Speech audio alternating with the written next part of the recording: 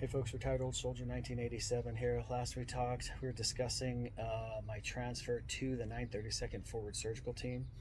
As we also talked about, we're a very small unit. We're 14 soldiers strong, not including our boggers. I had 4 in the EMT section, 4 in the operating room section, 4 in the ICU section, plus we had an XO position and a commander position, which gives us our 14. I talked about that doesn't include our boggers. Boggers, the acronym BOG BOG stands for boots on ground. It is those are our professionals, our docs, that they don't have to do a full year overseas. They do smaller increments. So we would get, our docs, our boggers for 90-day increments. They could choose to go longer, but they didn't have to. And what the Army's thought process there was, if you take a doctor or a professional at that level and you pull them out of their practice for a year, it destroys their practice, it destroys their livelihood. They can't support themselves. So they allow the boggers, the docs, to come for 90-day rotations. And it works out pretty well.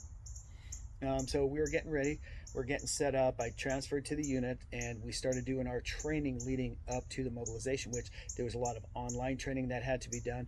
I also had to, as part of the team, we had to go down to Jackson Memorial Hospital in Miami to do our ATTC, Army Trauma Training course, which was stuff that we had to do before we went overseas. We go to a trauma center because, a lot of the soldiers in these MOSs and the medical MOSs, they don't necessarily do their job, the same job on the outside as what their MOS is.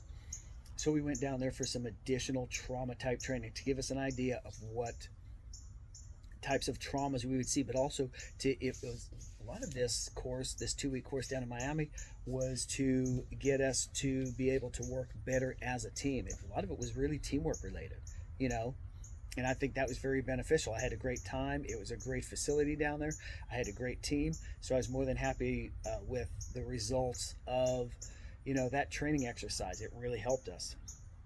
So that was one of the things we did before going overseas, along with all kinds of other stuff. And you're preparing your equipment and getting ready to go. There's just a lot to do before you go over. All right, to get in that time, folks, if you like the content I'm putting out, hit that like button, subscribe, drop some comments down below. If you've been overseas as part of a forward surgical team, let me know about it. When were you there? What team were you on? I'd like to hear all that information. And so until our next video, have a good one.